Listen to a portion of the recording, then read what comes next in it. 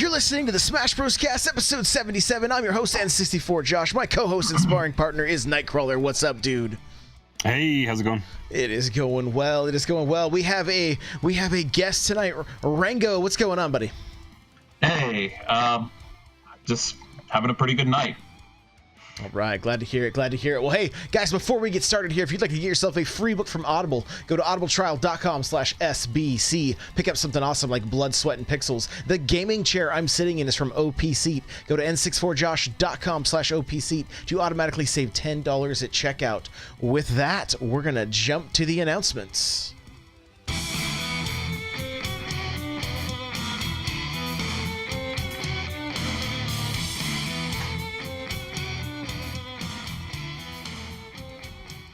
All right. Well, I still got to figure out the dates. I don't have the dates yet, but we will be doing a Smash tournament in May. I'm going to say let's push towards the end of May.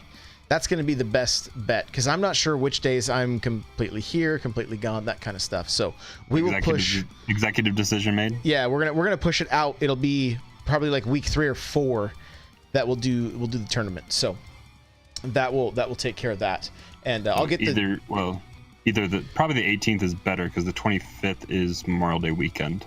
So probably the 18th. I think I'm back. So I just got to double check. So we will know for sure by the next show. I will make sure that I have it in the notes here. So other than that, there's not really any major announcements on our end, right, Crawler? Anything you could think of? You're getting a new computer so you can start streaming. That's kind of an announcement. Yeah, I slept through my computer arriving today because I have to sign for it. So I'll be picking it up tomorrow on my way home from work. But I'm a little upset because this computer's like maxing the CPU out for the show. Gotcha. So I think Rango had something he wanted to say to a professor, maybe? Is that correct? Oh, yeah. Shout out to Professor Balducci, my communications professor. I'm doing the podcast, so I hope you enjoy watching it. Awesome. Very good. Very good. You, baby. All right. Well, hey, let's get on over to the tournament news.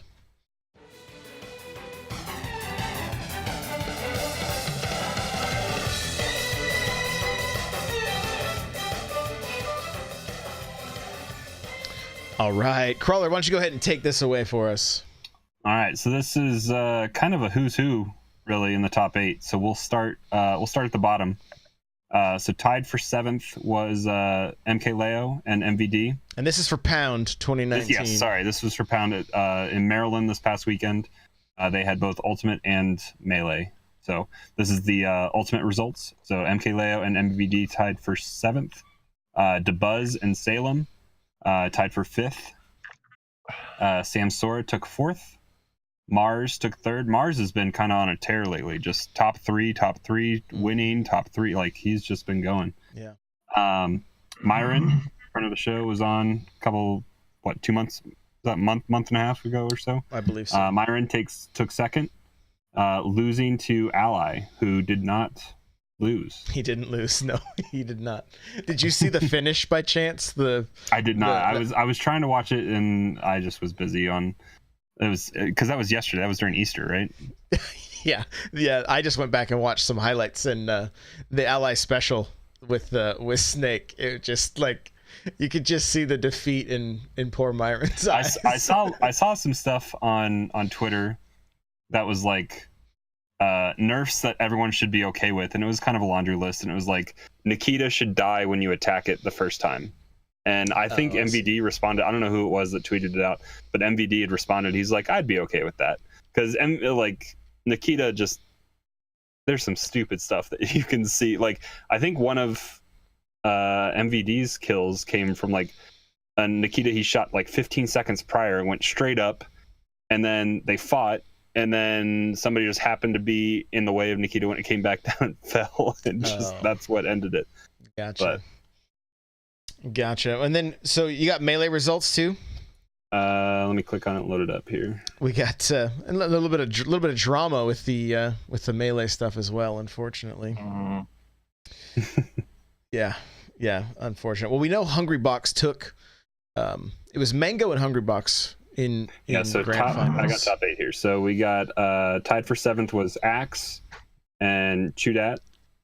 Tied for 5th was SFAT and S2J. 4th was Zane. Plup was 3rd. Mango took 2nd, and Hungrybox won it. And do you want to talk about a little bit what happened right after he beat Mango? So match was over.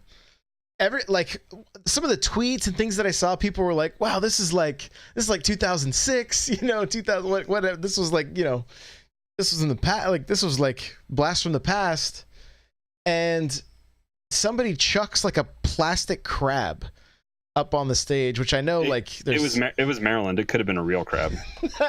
Well, maybe it was. I assume plastic, but yeah. Anyway, it almost hit Hungrybox right in the face.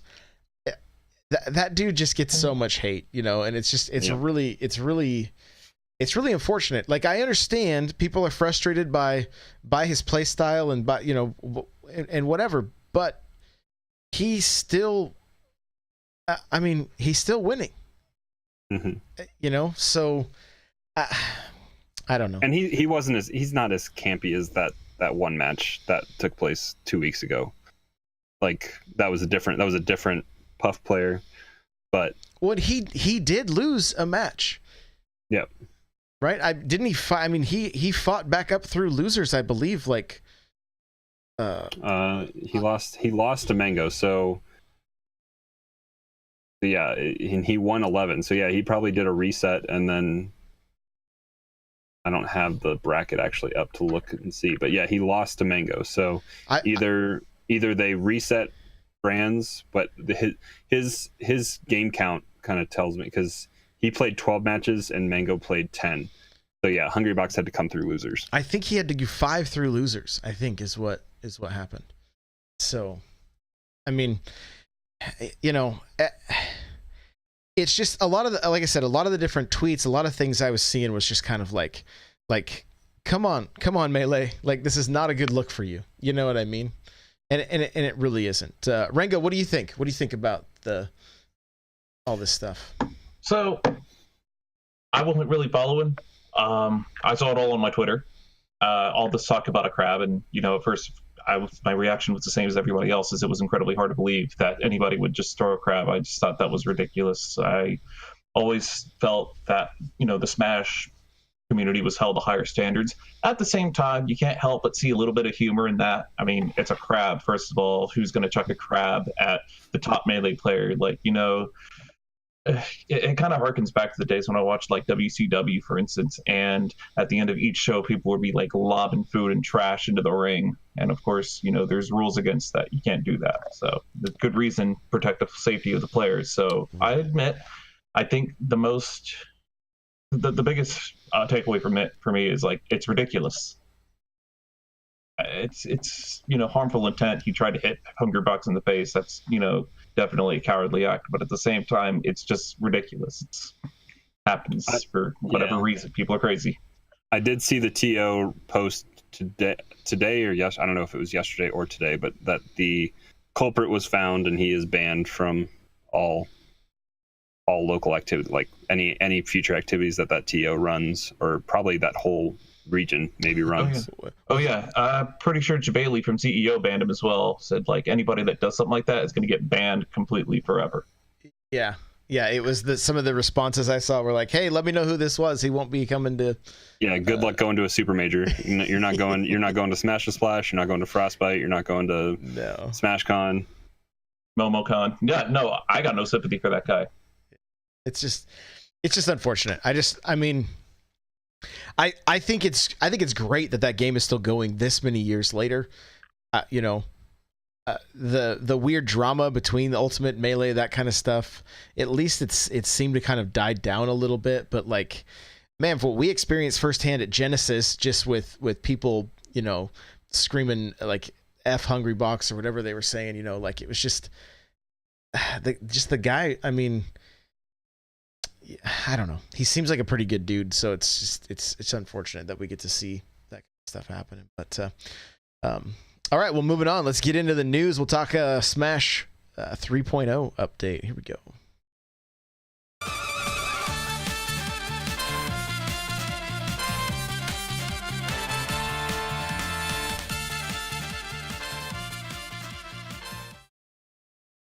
All right, so this is not a small amount of patch notes. They gave us quite a bit of info here. So. There's actually almost 2 versions of patch notes. There's general patch notes, and then there's fighter adjustments patch notes.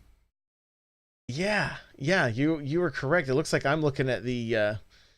Yeah, you had the general ones. I went and searched and found the character ones, and they're linked. They're both linked if you want to find the official. Like if you just search Google, you're gonna find most of all of it. But these are the 2 official links from Nintendo that have all the patch notes, and then the character notes breakdown by breakdown for each move that got adjusted for each character.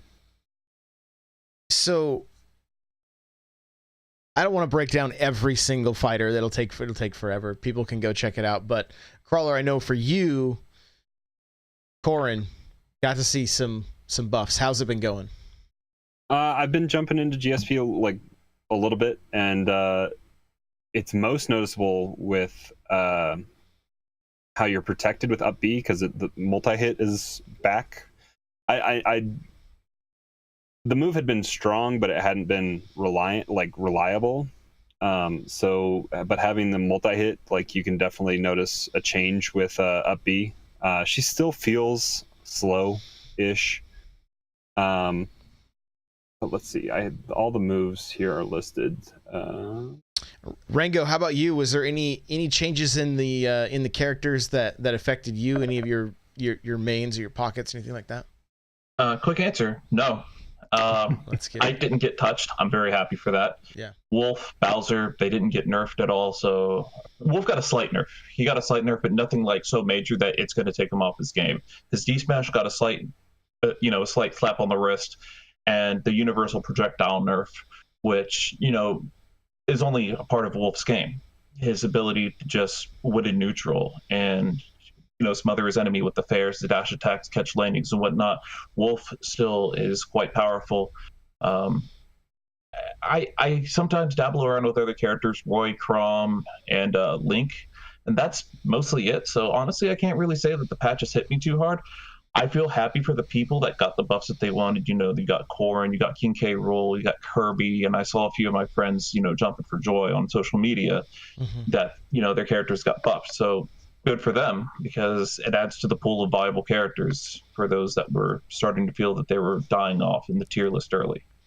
I think it's one thing really worth noting is that Nintendo seems to be going the route of buffing versus just nerfing everybody, and I love that, and I think the community loves that. I think that's kind of been the the resounding voice is like, hey, let's just keep buffing characters, and not nerf them all into the ground, so that then you end up, who knows, you nerf too many and then you end up having 1 or 2 that are still OP, right? And so Bayonetta and 4. Yeah, right. Let's not go back to those days. I will say that I've noted the Pichu nerf. Pichu was causing a lot of problems for players on social media, and that the hitbox, the size of the character got nerfed, so it's bigger now, easier to hit. So I can appreciate that, because Pichu's offense is still going to be exceptional. It's just not going to be able to cheese its way through moves anymore. Yeah, and I think what did I see? I saw some Sheik gameplay I retweeted on Twitter. Where she could actually combo. She got a little bit of buff. Mewtwo got buffed a little bit. Oh yeah. Corrin. Diddy has a few moves that got increased. Mario's Final Smash. Yeah, so we'll note this for like all fighters. So these are under basic movement. So like perfect shields no longer activate multiple times when the shield button is released once. I know I've done that on accident a few times. A perfect shield that it dinged a few times that I guess it causes you to maybe miss something at the end of the frames if it triggers that. So now it just triggers it once, and you get all the way through those multi-hit attacks. They increased getting penalized for dodging too much, so don't roll a lot, I guess. benefits the players in general, especially those that take on a more aggressive approach, they don't want to have to chase somebody that's rolling around the entire time. We want to hit you, and eventually they'll you're going to have to slow fight down. back. Yeah. And then the last one for all fighters was shorten the downtime when performing a perfect shield against projectiles. So you can move in a little bit faster after doing that. And I saw on, so this came out on Wednesday, right? Yes. Was it Wednesday night? Yep. So Thursday morning, I think I even saw somebody that had side-by-sides of 2.0 and 3.0 perfect shields and how fast you could get out and do damage, especially like projectiles. I saw somebody, they were testing it against explosive light, explosive flame from Palutena, and then some Mario fireballs, I think, as well. Just how quickly the 3.0 patch increased movement and able to get around and do more stuff. That's good. That's good. Any other fighters worth noting?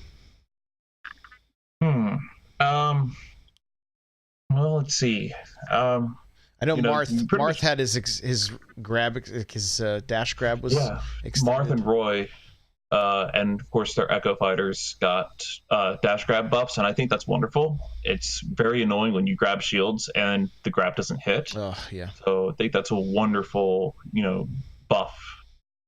I actually thought it was for Mario because the way I was reading the notes, I was like, "Oh, his grab got some range," and then it was for Marth. I was like, "No."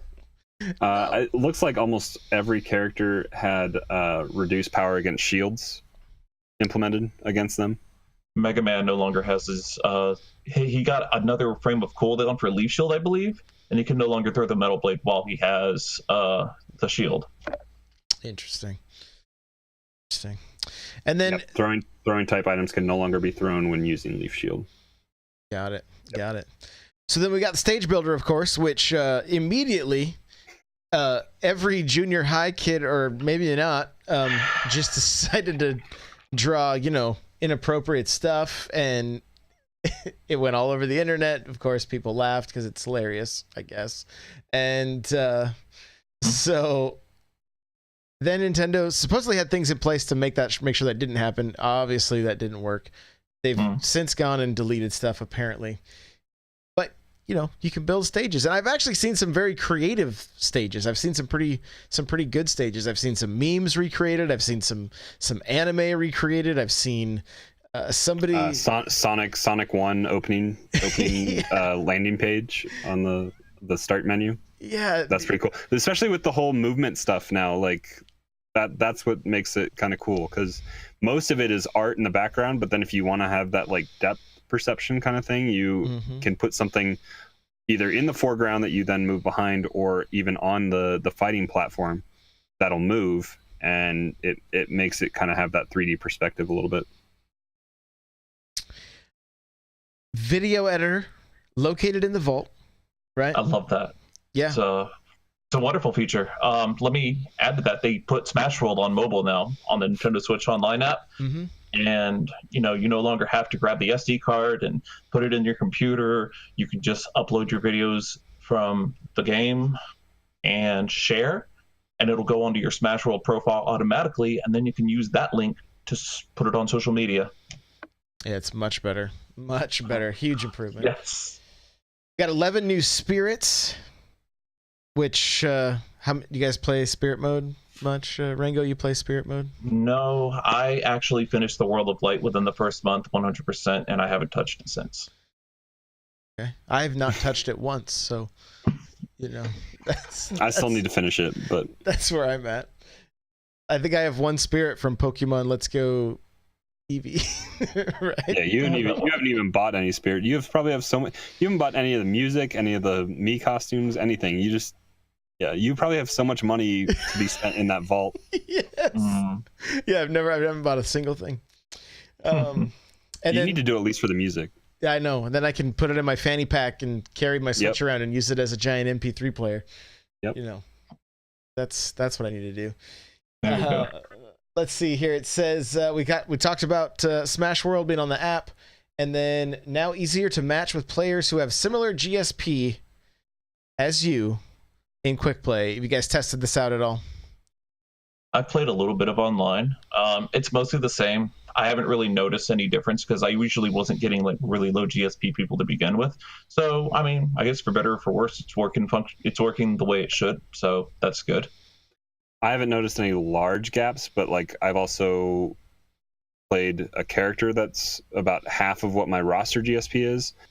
So I don't know what they consider more when they do the matchmaking. If it's your current character GSP that you're grinding, or if it's taking into account your whole roster score GSP that you have.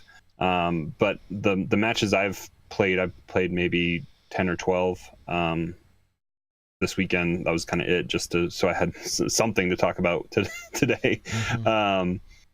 But it seemed to be closer to, because I did grind Corn a little bit to make sure she was my top character again. With these buffs now, and I wanted to try them out. It seems like I was getting players that were closer to my GSP. Yeah.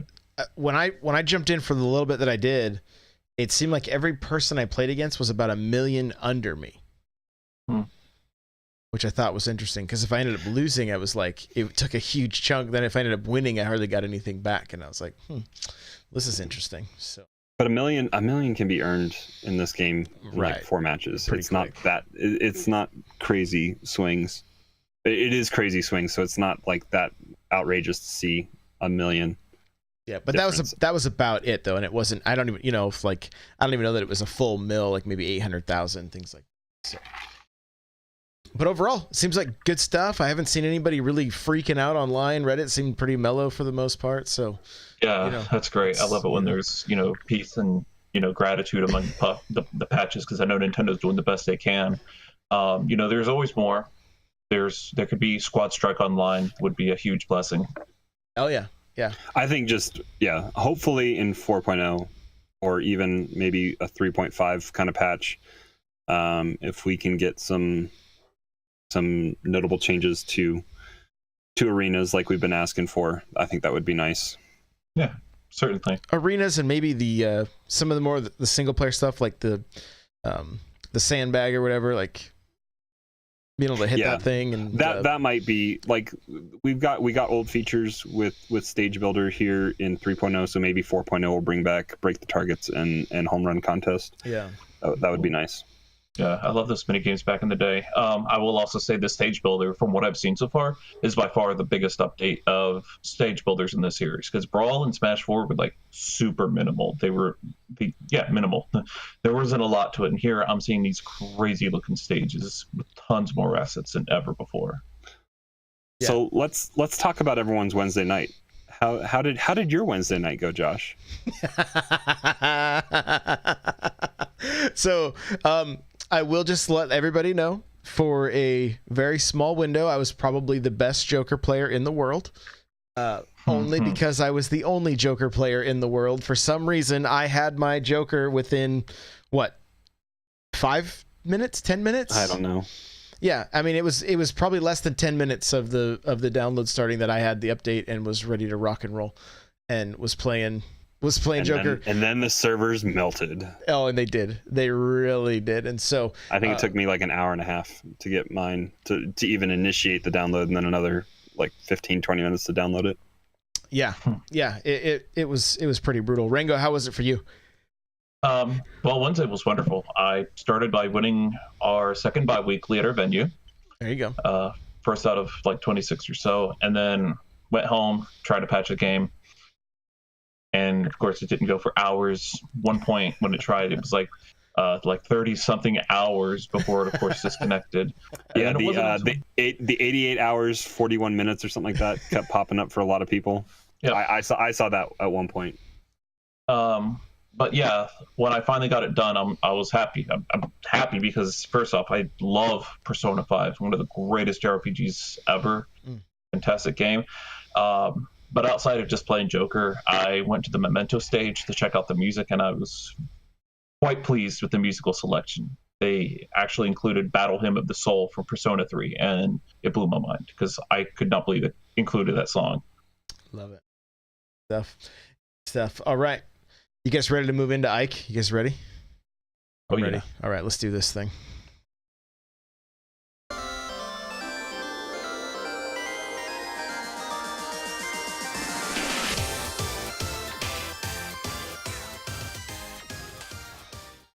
All right. Well, Rango, before we jump just fully into Ike, let's talk a little bit about you and your history with the Smash series. Like, what where did it all start for you? Okay. Started 1999. I was in 5th grade and it came out, and I was renting it continuously from Blockbuster, of course. Got into Melee, oftentimes playing CPUs, occasionally playing with my friends. Absolutely love both games. I consider them, among my favorites. I love nothing more than Smash. Brawl came out. Finally got to play online. I was just becoming aware that there's tournaments that were even a thing, but getting to play online was a huge, blast. Fun thing is, when the Japanese version came out, I had a friend that invited me to his place so I could go play the ISO of the Japanese version. So There you go. In a sense, I'm the original Ike main. I was the first, person here that played Ike and said, I'm going to main this character. Love it. Only was a while before I actually mained him, but I would eventually become that main. Love his purple color is my favorite. So, I played online. I played on allisbrawl.com. I'm sure a number of people remember that site. It was a great social media website for finding matches on ranked ladders and so forth. Met a lot of cool people, some of which I still keep in contact with on Twitter.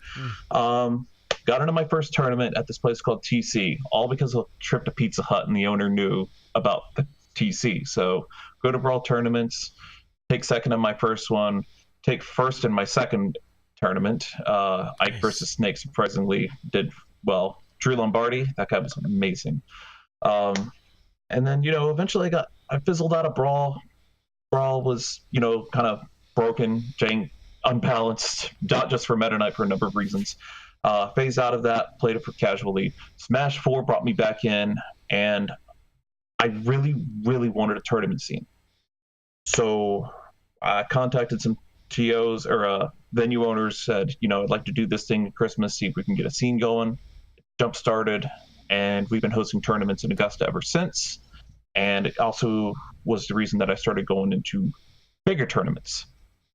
So taking 4th at MomoCon, my first major regional at the time, was, like a big jumpstart to my career. Or even before that, playing 3DS All Is Brawl on a ranked match and beating 0-2-0. Oh, wow. So, yeah, I've got a lot of history with Smash Ultimate. Here I am. After a certain point, I watched this video called Crimean Sonata by Kirk. And his Ike video was one of the biggest things that cemented me as an Ike main. Like, it really inspired me. But moreover, Path of Radiance and Radiant Dawn, wonderful games. That's where I'm a real Ike fan. Oh, okay. Got it. Well, that's cool. You excited for the new Fire Emblem coming out this summer then? Absolutely. Huge fan of the series. Love it. Cool, man. Well, hey, let's break down Ike. All right. Let's talk his neutral game. Better than ever. He barely had approach tools in the last 2 Smash games. He was low tier in both of them. I would actually argue he was bottom 10 in Smash 4. He didn't have the quick draw hitbox that he has now. He had worse hit lag, and it just didn't really feel rewarding at all to use in the past games. Now you can run up, you can detail, you can do quick draw. You have Roar Bear, for instance. The thing is, Ike's Nair is what really drives this character for sure. You can kind of call it an anti-neutral. It's not a ground option. It's to punish all ground options. Isn't he known as Nair the character? Isn't that his name? Nair the character? Well, that's a lot of them if you think about it. You've got Link, you've got Palutena. Palutena, absolutely. Damn, how could I forget that one? It's a wonderful move. But yeah, it takes out so many approach options. And then, of course, if you got somebody that's like jumping around in the air and you want to punch their landing, you're just going for quick draw. And, that side B resets the neutral, puts them at disadvantage. And then there you go. It's got a big hitbox. It'll either trade or hit. And oftentimes, if you just don't charge it and you hit their shield, they still can't punish you. Let's talk about his approach tools. So you use quick draw to get in, cover close distance, and if you hit, you get the you put him at disadvantage. You've got D-Tilt as a good ranged, run and neutral option. You've got Raw Bear. You want to jump in, hit him while they're jumping. One of the most common things that people do on the ledge when they get back up is jump. They'll shield and they'll try and bait out a dash grab and they'll jump away. So you can just run up and bear them instead. So you've got Bear, side B, D-Tilt, and then of course if you're jumping in, Nair. Got it. Yeah, he can be, and he doesn't have to hit you all that many times. It doesn't seem like. No, he's got several confirms.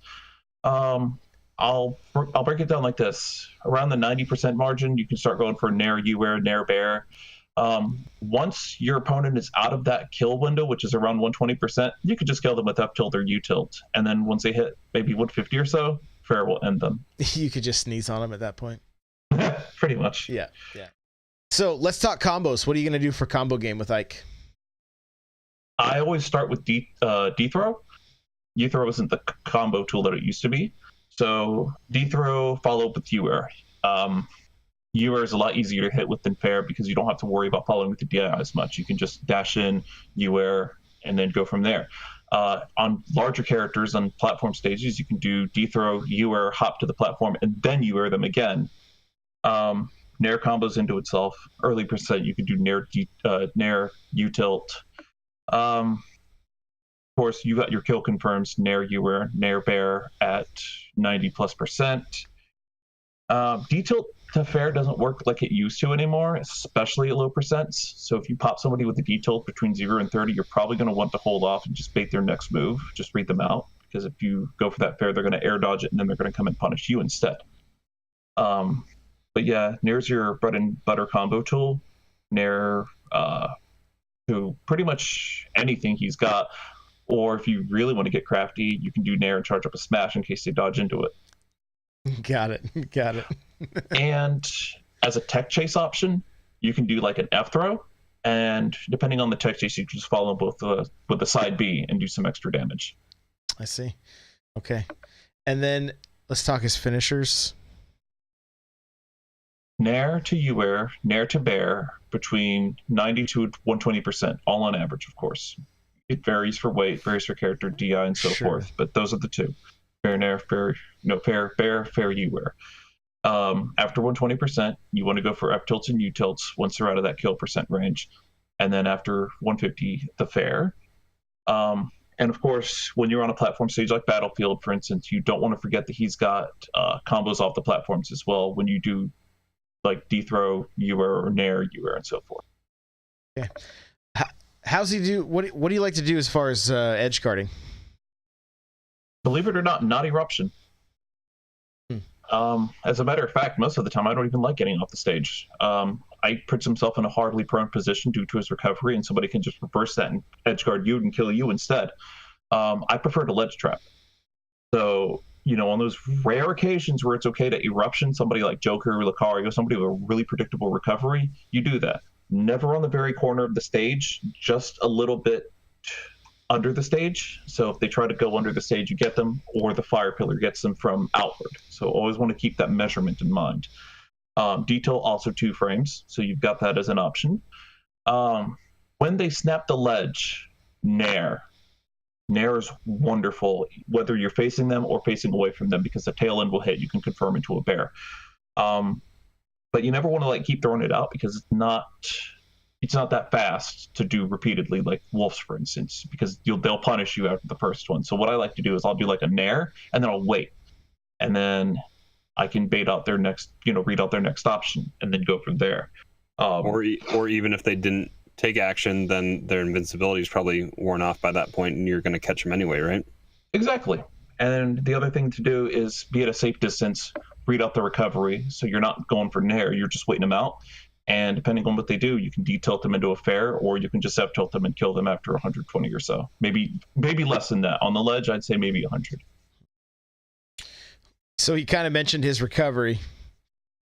Oh my God, it's still bad. I've got plenty of battle scars fighting Fatality and knowing exactly where to use the dare on the apex of the ether for a free kill. Ike's much better in the Falcon matchup, don't worry. We saw that from MKLeo and Fatality at Genesis. But yeah, Nightmarish Bear Spikes for free with so many characters on Ike's ether was awful. The added hitbox on quick draw makes it less likely that somebody's going to try and just bear you for free. Donkey Kong players loved to bear the quick draw in Smash 4 and just get a free hit and kill. Much harder to actually hit through because, again, bigger hitbox. Air dodge makes a world of difference. You no longer have to just have two options. You have a third. And I can't stress that enough. The best thing to do is not go for the ledge when you're recovering with Ike. Any neutral stage, you might want to, or any platform stage, you want to like side B to a platform. And you don't always have to go for the ledge. You go for a platform. If you're at the right height, you auto cancel, you're safe. But mix it up. You don't want to just go for that ledge. Go for the platform or just keep charging it. Don't want to the platform, and then you go for the ledge. And then when you get on there, one of the options you can just throw ether immediately. If they didn't grab you, you can armor through smash hits. And not only that, you're going to take 20 damage off them for hitting you while doing ether. Got it. Let's talk stages. Are you going to typically go with stages that have platforms? It really depends. And here's what I did at my last monthly. I fought my bracket demon, Benny and the Jets, arguably the best Rob in the world. At least in my opinion. People will say it's 8-Bit Man. I think it's Benny. And what I did when we fought this time was I banned triplats because I knew that I would do better on flat stages, but I didn't want any kind of interference in case he started camping me under the stage or under the platforms, right? Mm-hmm. So I noticed on one of our games he took me to Lilat, and I'm like, okay, so Lilat's bad. Lilat is very bad. He definitely won on that, so we're taking that out completely. So I banned Lilat. Right.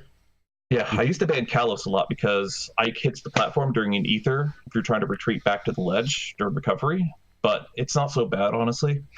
And then during our second set, I was getting caught on Smashville pretty hard. So that's when I learned, okay, now I'm just going to ban Smashville and Lilat. And in doing so, I just let him take me to Yoshi's story, and I actually had advantage because of the platform combos. So they do help. But again, I think it's character dependent. Neutral stages like Unova, Kalos, and Pokemon Stadium 2 are of course good. They're not really going to favor one or the other. Platform stages are definitely good against characters like Bowser, who does not like triplats. But you also don't want to get juggled by Roy or Chrom. And that's where you want to start going to flat or neutral stages. Got it.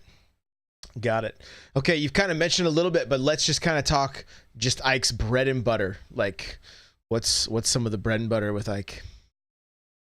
A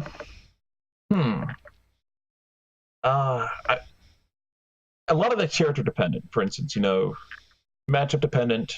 Campers, you don't want to just go in ham on them. You want to actually breathe them out. Aggressive characters like Incineroar. I don't want anybody to hate me with this, but Ike Incineroar's totally free, by the way, because he's got stubby limbs and Ike's just outranging him. Close range characters, you have a lot more leeway to just nair them if they make a mistake. So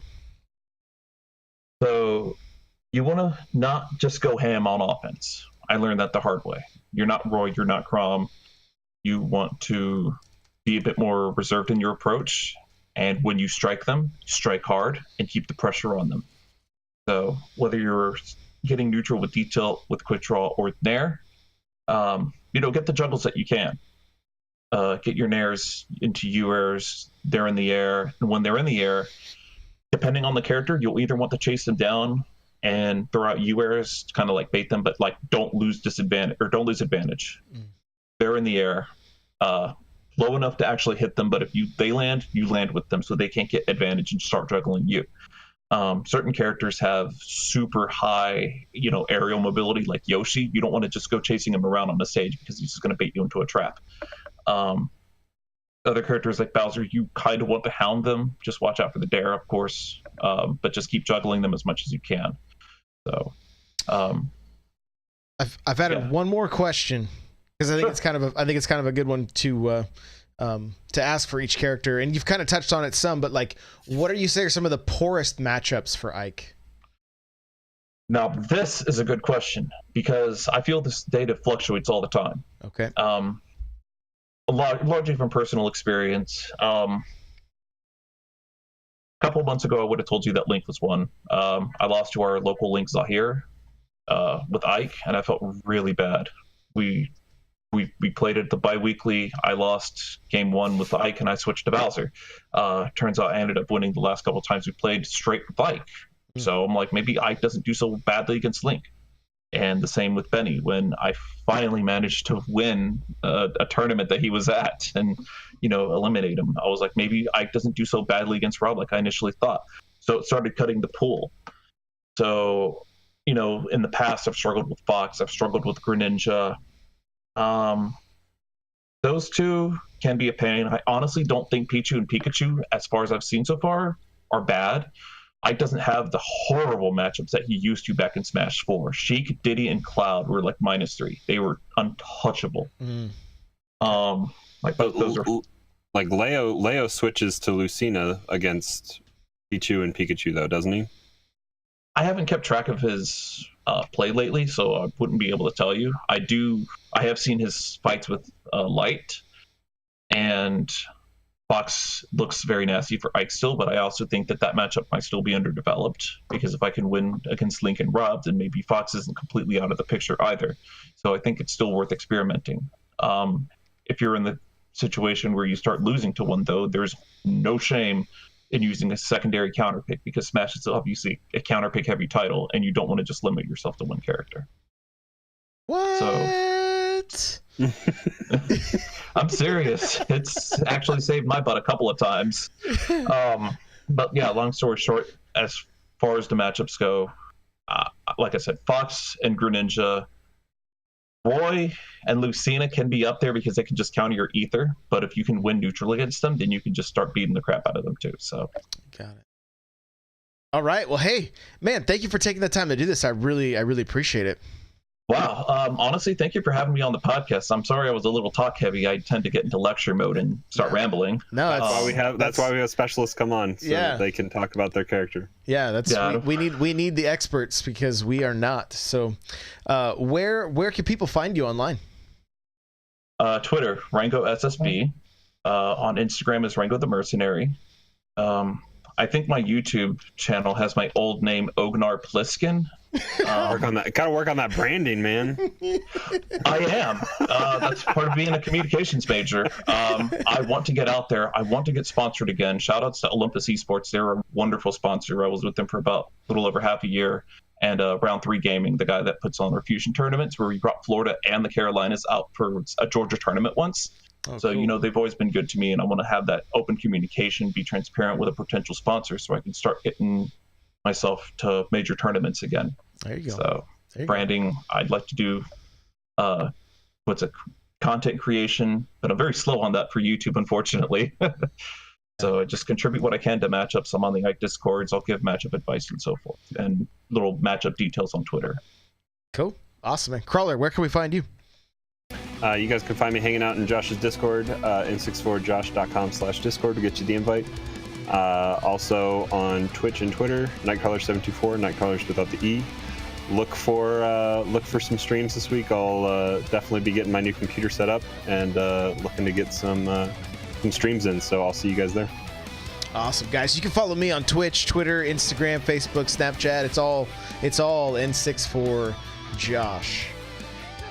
Let's see. You can follow this show at Smash Bros Cast on Twitter. The music you're hearing right now is the Metal Melee theme.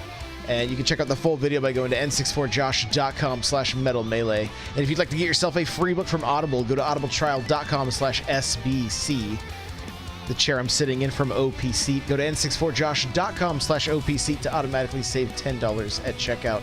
Guys, if you are in the Discord and you want to get some matches with Rango, just tag him. If he's got time, I'm sure he'd love to play. He is hanging out in the N64Josh Discord. So I want to get some matches with him. So Rango, I may be hitting you up. So Hope you're cool with that, buddy. Just find me. Just tag me. I'm not always going to be available. We got classes Tuesdays and Thursdays. But just hit me up with a PM if you ever want to play. I'm always, happy to offer advice as well to players that are seeking critique as well. Cool. Awesome. Yeah. We're all learning in there. So it's great having you as a resource, man. I appreciate it. So. Can I say one more thing? Yeah. Check out nerdbyte.com. It's the site that I write gaming reviews and articles for. I also do a little bit of gaming journalism, the good kind, and I would like to get more of my work out there for people that are, wanting to play games like Dragon Quest XI. Cool. All right, guys. Later. Thanks for having me.